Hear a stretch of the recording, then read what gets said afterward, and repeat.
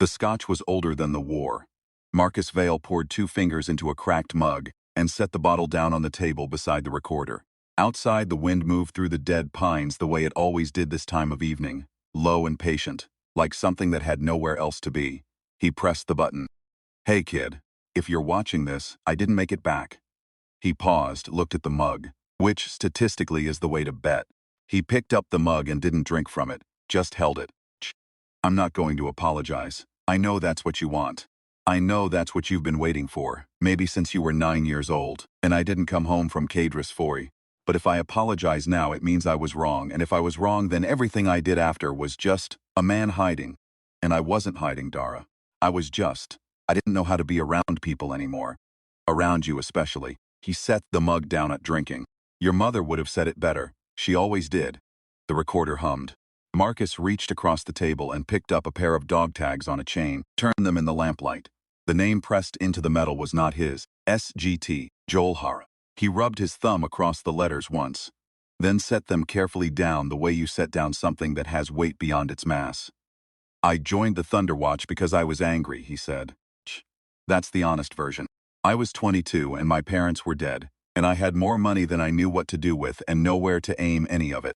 The Thunderwatch took angry rich kids and turned them into something useful, or tried to." He almost smiled. "I was better than useful. I was spectacular. Fastest reaction time in my cohort, best marksmanship scores in the division's history. They put my picture on recruitment materials. I let them." He stood up, moved to the window. The pines were black shapes against a sky going the color of a bruise. "That's when I met Joel and Sarah. 2 siblings out of the Cadris refugee settlements, both of them better fighters than me and too stubborn to admit it. Joel had this way of reading a battle. He'd go quiet right before everything changed, like he could hear the shape of what was coming. Sarah was the opposite. Loud, fast, always 3 steps ahead and laughing at you for only being 2. Marcus pressed his fingers against the cold glass. "We were unstoppable. For about 4 years we were genuinely, honestly unstoppable." He turned back to the room. Then Velnketh happened. He sat back down, poured a 3rd finger, drank it this time. The Velnketh were the first alien species humanity had encountered that didn't want to talk. The first contact teams had tried. The linguists had tried. The xenobiologists, the diplomats, the philosophers. All of them had tried, and all of them had died. Not in the chaotic way of misunderstanding, but in the precise, considered way of a species that had already reached its conclusion.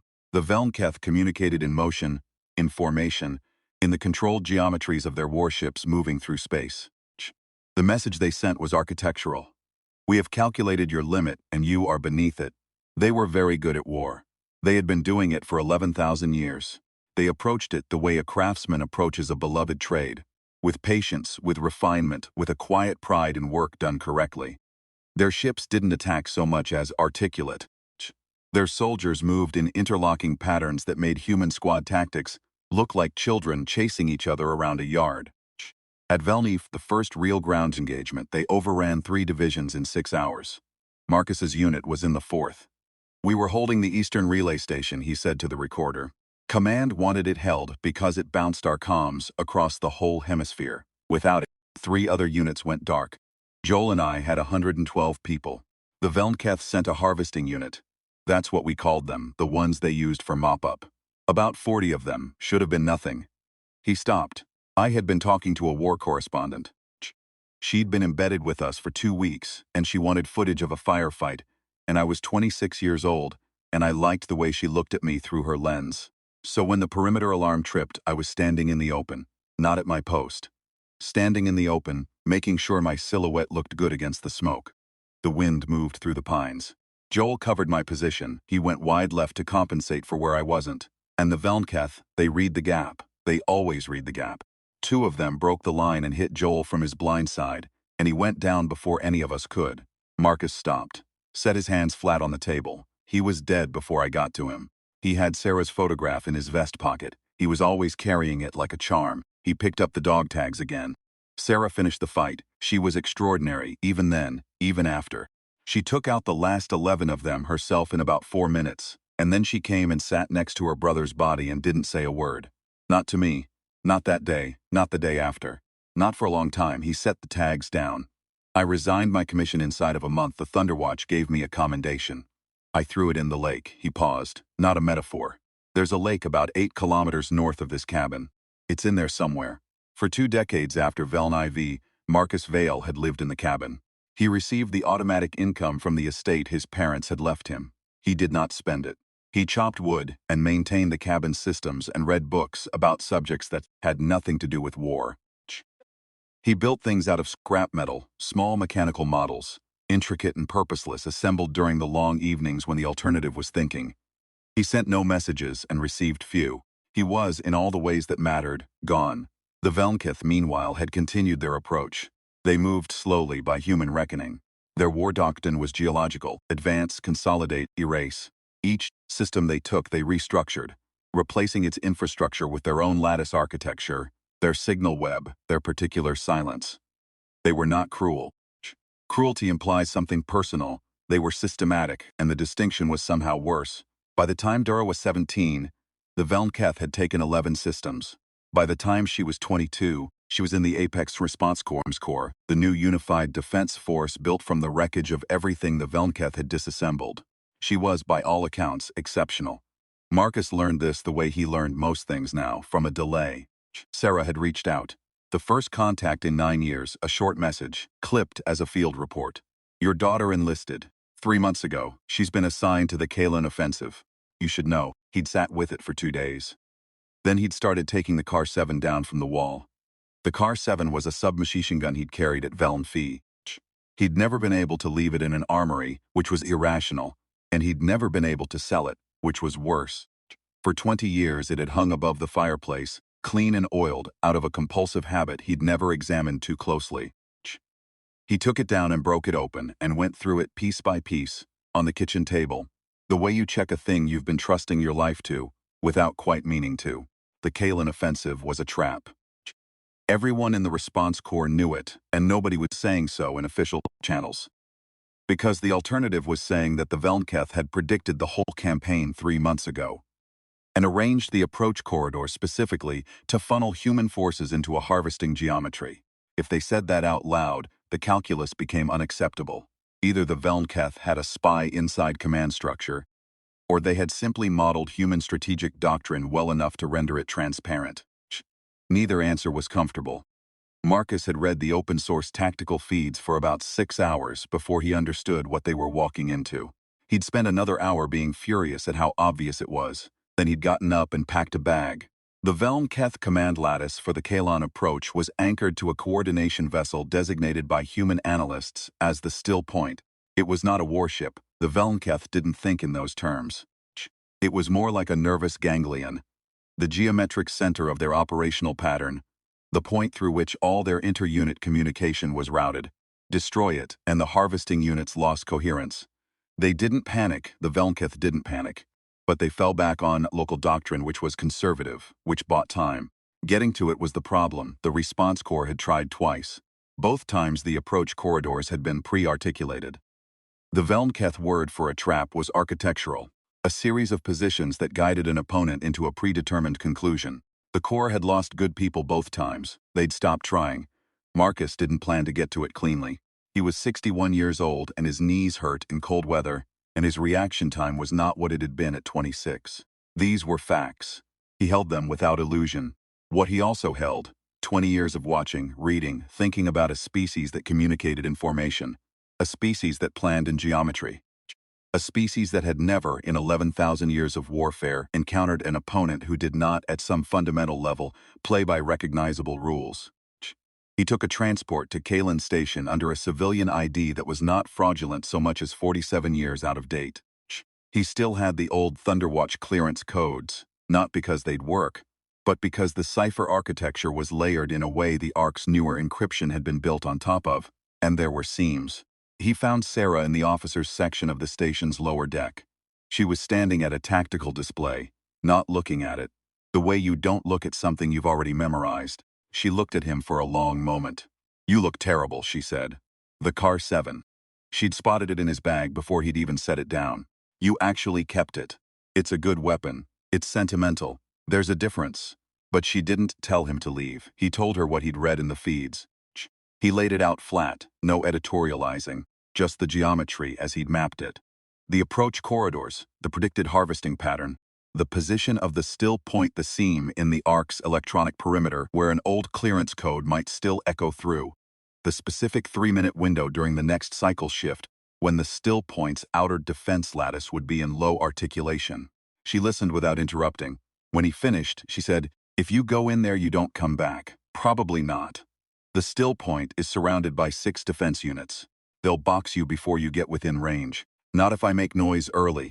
He spread his hands. I was good at that once, being a distraction. Sarah was quiet for a while. Outside the viewport, the Kalen approach corridor was a band of dark, punctuated by the slow geometric movements of Velnketh patrol units. Patient, precise, unhurried. They moved like math. "She doesn't know you're here," Sarah said.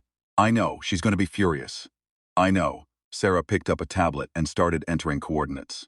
"I can give you a single-person skiff and a 40-second window in the sensor rotation. That's it. I can't give you backup.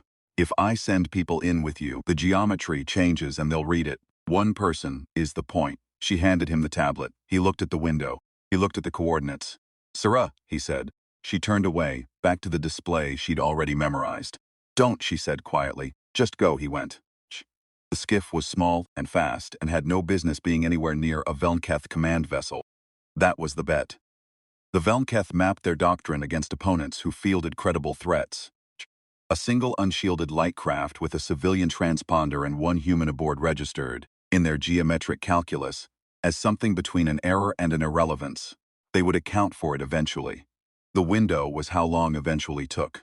Marcus flew at full burn, low and direct, the kind of approach that a careful person would never take.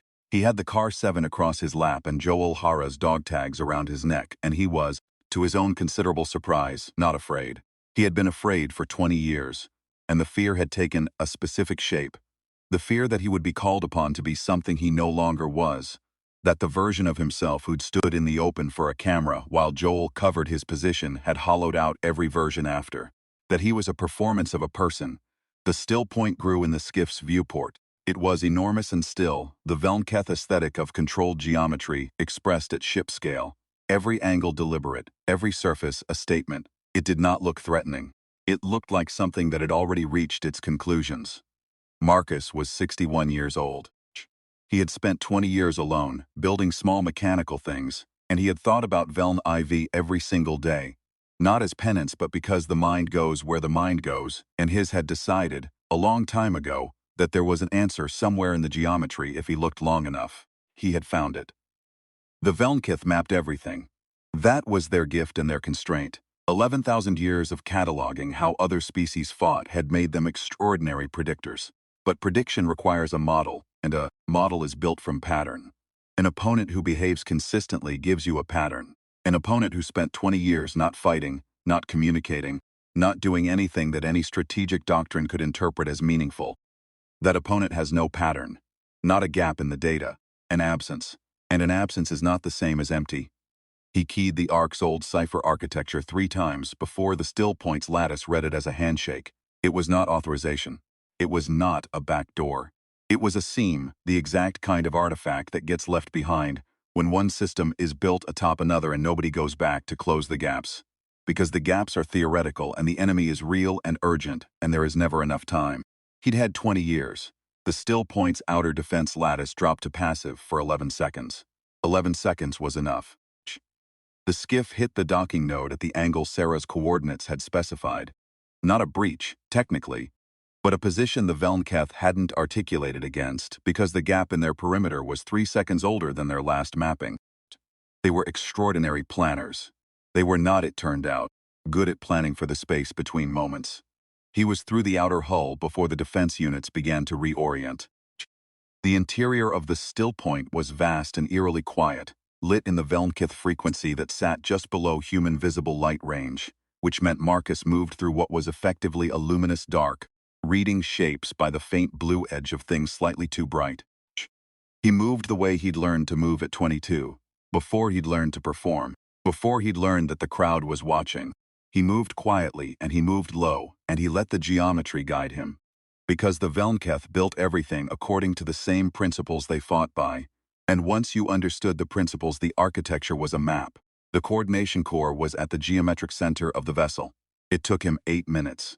He was shot twice, once in the thigh, once across the ribs, neither of them fatal in the immediate term, the kind of wounds that would matter later. There was no later to plan for. The coordination core looked like a lattice of light suspended in a spherical chamber, approximately 4 meters across, slowly rotating through its own articulations. The Velmketh called it something that translated, approximately, as the shape of what is known. It was exactly that. A real-time map of their operational geometry, every unit, every corridor, every predicted position and calculated outcome, all of it held in the rotation of light. Marcus stood at the edge of the chamber with the Car 7 in his hands, and Joel's dog tags against his chest, and looked at it for what was probably 5 seconds, but felt like longer. The Velmketh had calculated, somewhere in that lattice, the most likely behavior of a 61-year-old former Thunderwatch soldier who had spent 20 years in a cabin. They had almost certainly calculated it correctly. They had calculated that he was no longer a threat. They had calculated by their model that a human who had stopped fighting was a human who had reached the conclusion that fighting was not the answer. They were wrong about what the conclusion was. He pulled the trigger. He was not spectacular about it. He did not make it look good. He emptied 2 magazines into the core in a methodical pattern, moving around the chamber's edge, finding the angles that the Velmketh defense units, now converging, had not yet covered, covering them with his own body and the time that bought him. The core's light flickered. The rotation stuttered. The lattice began to collapse inward the way a structure collapses when you remove the load-bearing element. He heard, through the hull, the change in frequency that meant the still points communication lattice had dropped. He sat down against the chamber wall. The defense units were 60 seconds out, maybe less. He reached into his vest and took out the recorder, pressed the button. "Hey kid, this is the other recording. The one I'm making right now." He looked at the dying light of the core. "You're going to be furious. That's okay. Furious at your grandfather for a long time, and it didn't mean I loved him less."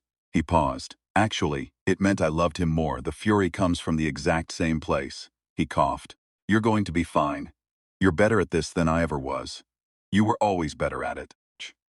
Your mother's stubborn and your grandfather's smart, and you got both, which is a combination that wins." He felt the vibration through the floor that meant the defense units were close. "I'm leaving you the cabin. The Car 7 too. It's still on the skiff. Good weapon. Take care of it." He looked at the dog tags in his hand. "These go back to Sarah. She knows." He paused one more time. "Don't let anyone tell you that love and guilt are the same thing. I spent a long time confusing the two. They're not. Guilt says you owe a debt. Love says you'd pay it anyway." The doors opened. Marcus Vale stood up. He dropped the recorder and picked up the Car 7. 61 years old, knees that ached in cold weather. A dead weapon he'd kept on a wall for 2 decades out of something that was not quite sentimentality, not quite readiness, and turned out to be both. He'd had a lot of time to think. The Velmketh had 11,000 years of war behind them, and they were very good at it, and they had walked into the chamber, assuming that the geometry of the situation was already determined. They had not in 11,000 years fought anyone who had nothing left to prove and was doing this anyway. It took longer than they expected. When the Ark's assault units reached the still point 4 minutes later, vectoring in through the gap his approach had blown open in the lattice. The gap that the still point's death had stopped anyone from closing. They found the coordination core dark and the chamber silent. Dara Vale was third through the door. She stood in the chamber and looked at what was there and what wasn't, and she was furious, exactly as Sarah had predicted, and it came from exactly the place he'd said it would. She found the recorder on the floor. She stood there for a long time, holding it in both hands, not pressing the button. Outside, through the still point's massive viewports, the Velmketh patrol units were turning, falling back on local doctrine, conservative, no longer able to read the shape of the larger pattern. The Ark's units were moving into the gaps. The geometry had changed. She pressed the button. "Hey, kid." Her name was not Kid. She was 23 years old, and she had her mother's stubbornness and her grandmother's precision and, it turned out, a fury that came from the same place as love. She sat down on the floor of an alien command vessel, a long way from a cabin in the pines, and she listened to her father's voice, and she did not let go of the recorder for a long time. On the chain around her wrist, she was already wearing the dog tags. Sarah had been specific when she'd pressed them into Dara's hand in the corridor. "He said you'd know what they mean," she knew. She pressed the recorder to her chest and closed her eyes. And outside the window, the geometry of the battle was shifting. The way it shifts when someone changes the shape of what's possible, and the Velnketh were retreating. Not in chaos, but in something they had perhaps never needed a word for before. Recalculation. Humanity had a word for it. They called it not done yet.